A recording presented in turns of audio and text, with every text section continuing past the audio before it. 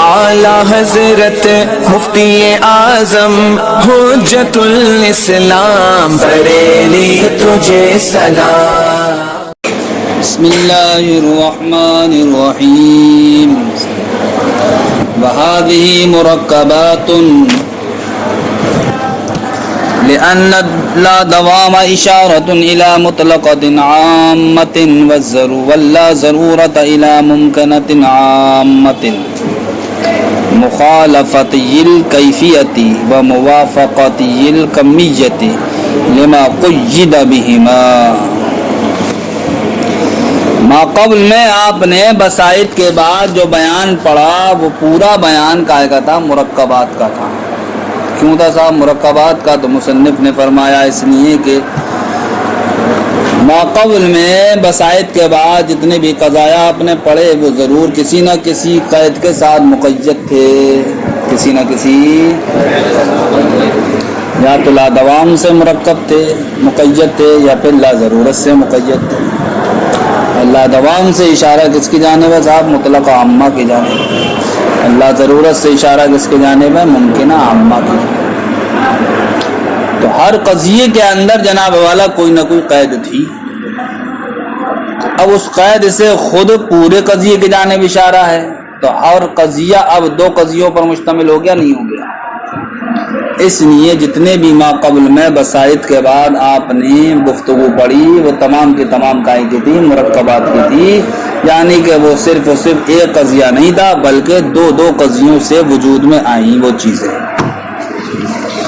وہذی مرکبات اور یہ مرکبات ہیں یعنی کہ جو ما قبل کے سبق میں گزرے. لأن لا دوام اشارۃ الی مطلقۃ عامۃ کیونکہ ما قبل میں جتنے بھی قسمیں بیان کی گئیں وہ مقید ہیں لا دوام یا لا ضرورت کے ساتھ. اور لا دوام سے اشارہ مطلقہ عامہ کی جانب ہے اور لا ضرورت سے اشارہ ممکنہ عامہ کی جانب ہے.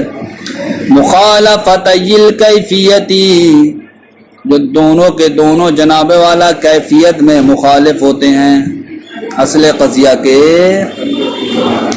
یعنی لا دوام سے جس کی جانب اشارہ ہے وہ بھی اور لا ضرورت سے جس کی جانب اشارہ ہے وہ بھی یہ دونوں طرح کے قضیے کیا ہوتے ہیں؟ اصل قضیہ کے مخالف ہوتے ہیں قائم کیفیت میں. وموافقت الکمیت اور موافق ہوتے ہیں یہ دونوں کے دونوں قائم کمیت میں.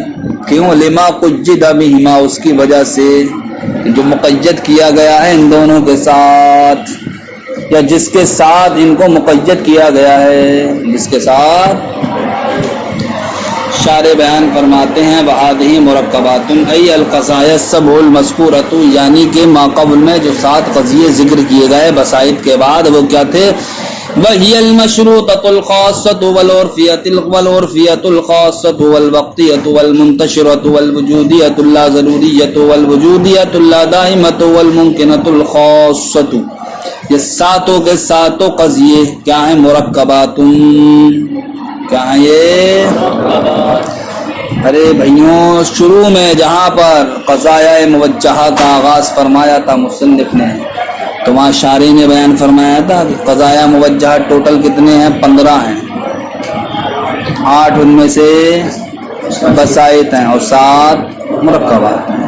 تو بسائط کے بعد جتنے ذکر کیے گئے وہ کیا ہیں؟ تمام کے تمام مرکبات.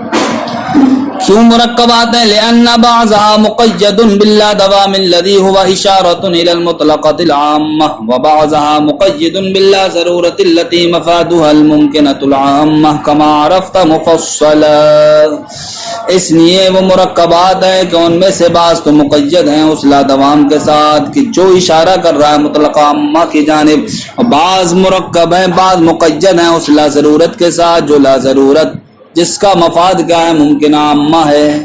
کما عرفت مفصلا جیسا کہ آپ نے تفصیلا ما قبل میں پہچان دیا. مخالفت کیفیت اس کا مطلب کیا ہے؟ یعنی کہ ایجاب و سلب میں دوسرا والا قضیہ پہلے والے قضیے کے مخالف ہوگا. بہی صورت کے پہلا موجبہ ہوگا تو دوسرا سالبہ ہوگا پہلا سالبہ ہوگا تو دوسرا. موافقت الکمیت کمیت میں موافقت کا مطلب کیا ہے؟ یعنی کہ کلیت و جزئیت میں دوسرا والا قضیہ پہلے والے قضیے موافق ہو. کیوں ہوگا؟ لأن الموضوع فی القضیۃ المرکبۃ لا بد ان یکون واحدا کی لا یختلف الحکم.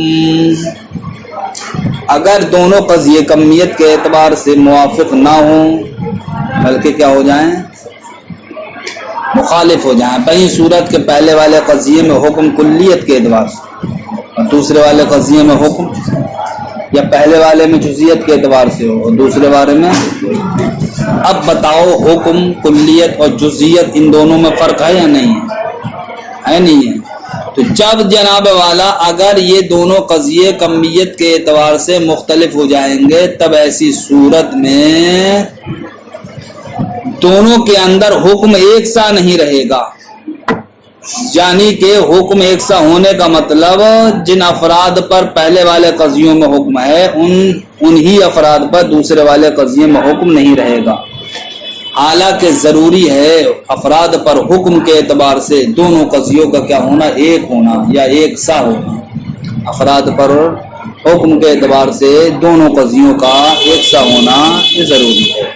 یعنی کہ اگر پہلے قضیے میں تمام افراد پر حکم ہے تو دوسرے قضیے میں بھی تمام پر حکم ہونا چاہیے. پہلے قضیے میں اگر بعض افراد پر حکم ہے تو دوسرے قضیے میں بھی بعض افراد پر حکم ہونا چاہیے. اگر دونوں مخالف ہو جائیں گے قائم کمیت میں تو پہلے والے میں مثلا تمام افراد پر حکم رہ جائے گا اور بعد والے میں بعض پر رہ جائے گا، یا پہلے والے میں بعض پر رہ جائے گا اور دوسرے والے میں تمام پر ہو جائے گا. حالانکہ ضروری یہ تھا افراد پر حکم کے اعتبار سے کہ دونوں قضیے کیا ہوں؟ ایک سے. تو یہ ایک سے اسی وقت رہ سکتے ہیں جبکہ کمیت کے اعتبار سے دونوں مخالف نہ ہوں بلکہ کیا ہوں؟ موافق ہوں. لأن الموضوع فی القضیۃ المرکبۃ، اس لیے کہ موضوع قضیہ مرکبہ میں ضروری ہے کہ ان یکون واحدا، کہ دونوں قضیوں کا موضوع کیا ہو؟ ایک ہو. یہ ایک اسی وقت ہوگا جبکہ دونوں قضیے کیا ہو؟ کمیت میں موافق ہوں. کی لا یختلف الحکم، تاکہ حکم کیا ہو؟ مختلف نہ ہو. لما قید بہما، اس کی تفسیر فرماتے ہیں ای للقضیۃ التی قجدت باللا دوام، یعنی کہ وہ دونوں قضیے موافق ہوں گے کمیت میں کس کے؟ اس قضیے کے جو قضیہ مقید کیا گیا ہے لا دوام اور لا ضرورت کے ساتھ. دونوں قضیے یعنی کہ جو لا دوام کے تحت نکل کے آیا قضیہ، جو لا ضرورت کے تحت نکل کے آیا قضیہ، یہ دونوں قضیے کیا ہوں گے؟ کمیت میں موافق ہوں گے. کس قضیے کے موافق ہوں گے؟ اس قضیے کے موافق ہوں گے جو قضیہ مقید ہے لا دوام یا لا ضرورت کے ساتھ. تو جو مقید ہے وہ اصل قضیہ ہو گیا نہیں ہو گیا؟ سمجھ گئے؟ اور جس کے ذریعے مقید ہوئے وہ ہو گیا قید، وہ ہو گیا دوسرا قضیہ. تو حاصل معنی یہ ہے کہ ان القضایا السبع المذکورۃ، کہ وہ قضایا جو ساتھ ذکر کیے گئے مرکبات ہیں لکونھا مقجدۃ باللا دوام باللا ضرورہ، اس لیے کہ وہ قضایا تمام کے تمام لا دوام یا لا ضرورت کے ساتھ مقید ہیں. واللا دوام اشارۃ الی مطلقۃ عامۃ، اور لا دوام سے اشارہ صرف و صرف قید ہی نہیں ہے لا دوام بلکہ اس سے اشارہ پورے ایک قضیے کی طرف ہے. وہ پورا قضیہ کیا؟ مطلق عامہ ہے. واللا ضرورت، اور لا ضرورت سے اشارہ ممکن عامہ کی جانب ہے. یہ بھی کیا ہے؟ پورا ایک قضیہ ہے. مخالفتین للقضیۃ المقیدہ، یہ دونوں کے دونوں مخالف ہوں گے اس قضیے کے جو قضیہ کیا ہے؟ مقید ہے. بحسب الکیفیت، یہ مخالفت کیسی ہوگی؟ کیفیت کے اعتبار سے ہوگی. موافقتین، اور یہ دونوں قضیے موافق ہوں گے قضیہ مقیدہ کے بحسب الکمی، کائے کے اعتبار سے؟ کمیت کے اعتبار سے، مقدار کے اعتبار سے. فتکون القضایا المقیدۃ، تو وہ قضایا جو مقید ہیں بہا لا ضرورت یا لا دوام سے، وہ تمام کے تمام کیا؟ مرکب ہیں لاجتماع معانیھا علی ایجاب و سلب، اس لیے کہ ان قضایا کا معنی ایجاب اور سلب دونوں پر ایک ساتھ کیا ہے؟ مشتمل ہے. یہاں پر صرف اور صرف ایجاب تھا یا صرف اور صرف سلب تھا، ان کو بسائط میں ہم نے ذکر کر دیا. اور جہاں پر ایجاب اور سلب دونوں ایک ساتھ ہیں تو ایک ساتھ ہونے کی وجہ سے اب ان کو ہم نے کیا نام دے دیا؟ مرکب کا نام دے دیا.